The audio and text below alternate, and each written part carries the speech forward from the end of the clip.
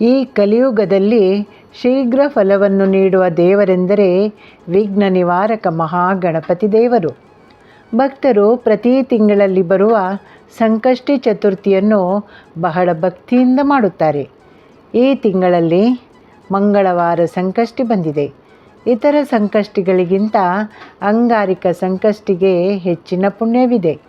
ಉಳಿದ ಸಂಕಷ್ಟಿಗಳನ್ನು ಮಾಡದವರು ಕೂಡ ಅಂಗಾರಿಕ ಸಂಕಷ್ಟಿಯನ್ನು ಮಾಡಿಯೇ ಮಾಡುತ್ತಾರೆ. ಮಂಗಳವಾರ ಗಣೇಶನ ದಿನ. ಹಾಗೆ ಮಂಗಳವಾರ ಸಂಕಷ್ಟಿ ಬಂದರೆ ಅದನ್ನು ಅಂಗಾರಿಕ ಸಂಕಷ್ಟಿ ಎಂದೆನ್ನುತ್ತೇವೆ. ಇದು ಬಹಳ ಶ್ರೇಷ್ಠ. ಹಾಗೂ ಉಪವಾಸ ವ್ರತ ಮಾಡಿದರೆ ಗಣಪತಿ ಬೇಗನೆ ಒಲಿದು ಭಕ್ತರ ಸಂಕಷ್ಟಗಳನ್ನು ನಿವಾರಿಸುತ್ತಾನೆ. ಅದಕ್ಕಾಗಿ ಭಕ್ತರು ಗಣಪನಿಗೆ ಪ್ರಿಯವಾದ ಮೋದಕವನ್ನು ನೈವೇದ್ಯ ಮಾಡುವ ಕ್ರಮವಿದೆ.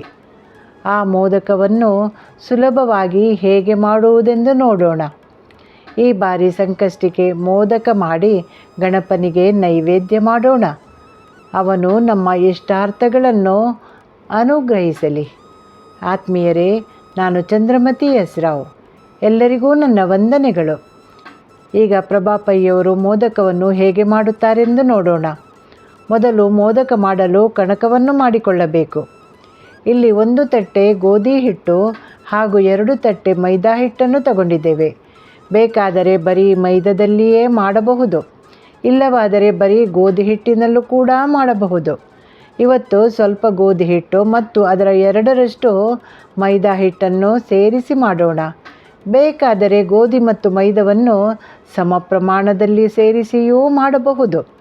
ಇದಕ್ಕೆ 2 ಚಮಚ ತುಪ್ಪವನ್ನು ಸೇರಿಸಿ ಹದವಾಗಿ ಬೆರೆಸಿಕೊಳ್ಳಬೇಕು. ನಂತರ ಸ್ವಲ್ಪ ಸ್ವಲ್ಪವೇ ನೀರನ್ನು ಸೇರಿಸಿಕೊಂಡು ಪೂರಿ ಹಿಟ್ಟಿನ ಹದಕ್ಕೆ ಸ್ವಲ್ಪ ಗಟ್ಟಿಯಾಗಿ ಕಲಸಿ ಹಿಟ್ಟಿನ ಮುದ್ದೆಯನ್ನು ಮಾಡಿಕೊಳ್ಳಬೇಕು. ಹೀಗೆ ಮಾಡುವುದರಿಂದ ಇದು ಗರಿಗರಿಯಾಗಿ 1-2 ವಾರವಾದರೂ ಉಳಿಯುತ್ತದೆ.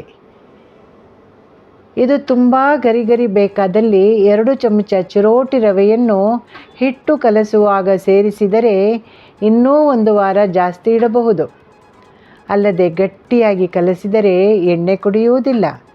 ಯಾಕೆಂದರೆ ಮನೆಗಳಲ್ಲಿ 1-2 ಇರುವಲ್ಲಿ ಪ್ರಸಾದವು ಬೇಗನೆ ಮುಗಿಯುವುದಿಲ್ಲ. ಗಣಪತಿಗೆ 16 ಇಲ್ಲವೇ 21 ಮೋದಕ ಮಾಡುವುದು ಪದ್ಧತಿ. ಆದ್ದರಿಂದ ನೈವೇದ್ಯ ಮಾಡಿದ ಮೋದಕವನ್ನು ಹಾಳು ಮಾಡಬಾರದೆಂದು ಬೇಗನೆ ತಿಂದು ಮುಗಿಸಬೇಕೆಂದೇನಿಲ್ಲ. ಈ ಮೋದಕ ಕನಿಷ್ಠ ಪಕ್ಷ 1-2 ವಾರವಾದರೂ ಉಳಿಯುತ್ತದೆ. ಇದರ ಹಿಟ್ಟನ್ನು ಚೆನ್ನಾಗಿ ನಾದಿಕೊಂಡು ಮುದ್ದೆ ಮಾಡಿಡಬೇಕು. ಮುದ್ದೆ ಮಾಡಿದ ನಂತರ ಅದರ ಮೇಲೆ ಒಣಗದಂತೆ ತುಪ್ಪ ಅಥವಾ ಎಣ್ಣೆಯನ್ನು ಸವರಿಡಬೇಕು. ತುಪ್ಪವೇ ಆಗಬೇಕೆಂದೇನಿಲ್ಲ, ಎಣ್ಣೆಯನ್ನು ಬೇಕಾದರೂ ಹಚ್ಚಿಡಬಹುದು. ಸ್ವಲ್ಪ ಹೊತ್ತು ಅಂದರೆ 10 ನಿಮಿಷ ಗಾಳಿ ಆಡದಂತೆ ಹಿಟ್ಟಿನ ಮುದ್ದೆಯನ್ನು ಮುಚ್ಚಿಡಬೇಕು. ಈಗ ಮೋದಕದ ಒಳಗಿನ ಹೂರಣ ಅಂದರೆ ಚೂರ್ಣವನ್ನು ಮಾಡೋಣ. ನಮ್ಮಲ್ಲಿ ಹೂರಣವನ್ನು ಚೂರ್ಣ ಎಂದೆನ್ನುವುದೇ ರೂಢಿ. ಈ ಚೂರ್ಣವನ್ನು ಹಲವಾರು ರೀತಿಯಲ್ಲಿ ಮಾಡಬಹುದು. ಇವತ್ತು ಬಹಳ ಸುಲಭವಾಗಿ ಮನೆಯಲ್ಲಿರುವ ಸಾಮಗ್ರಿಗಳನ್ನು ಬಳಸಿಕೊಂಡು ಮೋದಕವನ್ನು ಮಾಡೋಣ. ಮೊದಲು 1 ತೆಂಗಿನಕಾಯಿಯನ್ನು ಒಡೆದುಕೊಂಡು ತುರಿಯನ್ನು ಮಾಡಿಡಬೇಕು. ಇದರ ಬಿಳಿ ತುರಿ ಮಾತ್ರ ಸಾಕು. ಕೊಬ್ಬರಿಯನ್ನು ಕೂಡ ತುರಿದುಕೊಂಡು ಮಾಡಬಹುದು. ಆದರೆ ಹಸಿ ತೆಂಗಿನ ತುರಿಯ ಚೂರ್ಣಕ್ಕೆ ಸ್ವಲ್ಪ ರುಚಿ ಜಾಸ್ತಿ. ತುರಿಗೆ ಬೇಕಾಗುವಷ್ಟು ಅಂದರೆ ಸಾಧಾರಣ 1/4 kg ಬೆಲ್ಲವನ್ನು ಸ್ವಲ್ಪ ನೀರು ಸೇರಿಸಿಕೊಂಡು ಒಲೆಯ ಮೇಲೆ ಕುದಿಯಲು ಇಡಬೇಕು. ಬೆಲ್ಲಕ್ಕೆ ಸೇರಿಸಿದ ನೀರಿನಲ್ಲಿ ಬೆಲ್ಲ ಕರಗಿದ ಮೇಲೆ ಸಣ್ಣ ಗೆಜ್ಜೆ ಪಾಕ ಬರುತ್ತಿದ್ದರೆ ಸಾಕು. ಖಡಕ್ ಪಾಕ ಬೇಡ. ಬೆಲ್ಲ ಕರಗಿ ಸ್ವಲ್ಪ ಸಣ್ಣ ಎಳೆ ಪಾಕ ಬಂದರೂ ಸಾಕಾಗುತ್ತದೆ. ಆಗ ತೆಂಗಿನ ತುರಿಯನ್ನು ಪಾಕಕ್ಕೆ ಸೇರಿಸಿ 1 ನಿಮಿಷದಲ್ಲಿ ಬೆಲ್ಲದ ಪಾಕದಲ್ಲಿ ತುರಿ ಸೇರಿ ಹೊಂದಿಕೊಂಡು ಬಿಡುತ್ತದೆ. ಆಗ 1 ಚಮಚ ಏಲಕ್ಕಿ ಹುಡಿಯನ್ನು ಸೇರಿಸಿ ಹೂರಣ ತಣ್ಣಗಾಗಲು ಬಿಡಬೇಕು. ಈಗ ಕಣಕ ಹೇಗಾಗಿದೆ ನೋಡೋಣ. ಹಿಟ್ಟು ಚೆನ್ನಾಗಿ ಸೆಟ್ಟಾಗಿದೆ. ಇದನ್ನು ಸ್ವಲ್ಪ ನಾದಿಕೊಂಡು ಸಣ್ಣ ಸಣ್ಣ ಗೋಲಿಯಂತೆ ಗುಳಿಗಳನ್ನು ಮಾಡಿಡೋಣ. ತುಂಬ ದೊಡ್ಡ ಗುಳಿಗೆ ಮಾಡಬಾರದು. ಪುಟ್ಟ ಪುಟ್ಟ ಮೋದಕಗಳಿಗೆ ಯಾವುದೇ ಚೆಂದ, ತಿನ್ನಲೂ ಚೆಂದ, ನೋಡಲೂ ಚೆಂದ.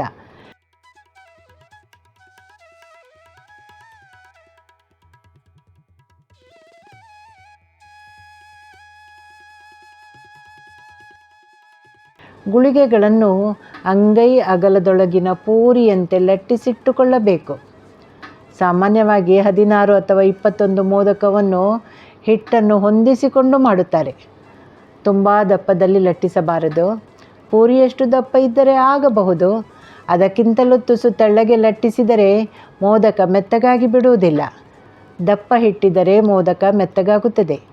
ಎಲ್ಲ ಪೂರಿಯನ್ನು ಲಟ್ಟಿಸಿದ ನಂತರ ಒಂದೊಂದು ಪೂರಿಯನ್ನು ಅಂಗೈಯಲ್ಲಿಟ್ಟು ಅದರೊಳಗೆ 1 ಚಮಚ ಚೂರ್ಣವನ್ನಿಟ್ಟು ಸುತ್ತಲೂ ನೆರಿಗೆಯಂತೆ ಒಟ್ಟು ಮಾಡಿ ಮೇಲೊಂದು ಜುಟ್ಟಿನಂತೆ ಮಾಡಿದರೆ ಮೋದಕಗಳು ಕರಿಯಲು ಸಿದ್ಧವಾಗಿವೆ.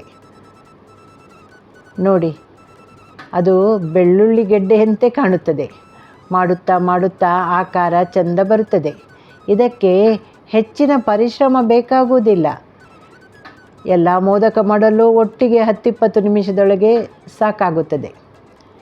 ಈಗ ಬಾಣಲಿಗೆ ತುಪ್ಪ ಬೇಕಾದರೆ ತುಪ್ಪ, ಇಲ್ಲವೇ ಡಬಲ್ ರಿಫೈನ್ಡ್ ಎಣ್ಣೆಯಾದರೂ ಸರಿ.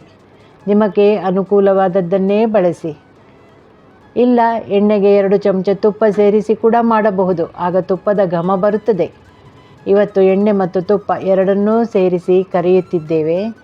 ಎಣ್ಣೆ ಬಿಸಿಯಾದ ಮೇಲೆ ಒಂದೊಂದಾಗಿ ಮೋದಕಗಳನ್ನು ಬಿಸಿ ಎಣ್ಣೆಗೆ ಸೇರಿಸಿ ಮಧ್ಯಮ ಉರಿಯಲ್ಲಿ ಕರಿಬೇಕು. ಮೋದಕಗಳು ಕರಿಯುತ್ತಿದ್ದಂತೆ ಬಿಸ್ಕತ್ ಬಣ್ಣಕ್ಕೆ ತಿರುಗಬೇಕು. ನಂತರ ಮೋದಕವನ್ನು ಮೆಲ್ಲಗೆ ಎಣ್ಣೆಯಿಂದ ಹೊರತೆಗೆದು ಚೆಂದ ಮಾಡಿ ಜೋಡಿಸಿ ಗಣಪನಿಗೆ ನೈವೇದ್ಯ ಮಾಡೋಣ. ಮೋದಕ ಮಾಡುವುದು ಎಷ್ಟು ಸುಲಭವಾಗಿದೆಯಲ್ಲವೇ? ಹಾಗಾದರೆ ನೀವು ಈ ಬಾರಿಯ ಅಂಗಾರಿಕ ಸಂಕಷ್ಟಿಗೆ ಮೋದಕ ಮಾಡಿ ನಿಮ್ಮ ಮನದಿಷ್ಟಾರ್ಥಗಳನ್ನು ಗಣಪನಲ್ಲಿ ಬೇಡಿಕೊಳ್ಳಿರಿ. ಖಂಡಿತ ಗಣಪತಿಯ ಅನುಗ್ರಹಕ್ಕೆ ಪಾತ್ರರಾಗುವಿರಿ. ಆತ್ಮೀಯರೇ, ನಿಮಗೆ ಮೋದಕ ಮಾಡುವುದು ಹೇಗನ್ನಿಸಿತು? ಇಷ್ಟವಾದಲ್ಲಿ ನಿಮ್ಮ ಅನಿಸಿಕೆಯನ್ನು ಕಮೆಂಟ್ ಮಾಡಿ ತಿಳಿಸಿ. ನನ್ನ ಕೃಷ್ಣಾರ್ಪಿತಂ ಚಾನಲ್ಗೆ ನೀವು ಹೊಸಬರಾಗಿದ್ದರೆ ಇನ್ನಷ್ಟು ಉತ್ತಮ ವಿಡಿಯೋಗಳನ್ನು ಮಾಡಲು ಸಬ್ಸ್ಕ್ರೈಬ್ ಮಾಡಿ ಪ್ರೋತ್ಸಾಹಿಸಿರಿ. ಎಲ್ಲರಿಗೂ ಶುಭವಾಗಲಿ. ಧನ್ಯವಾದಗಳು.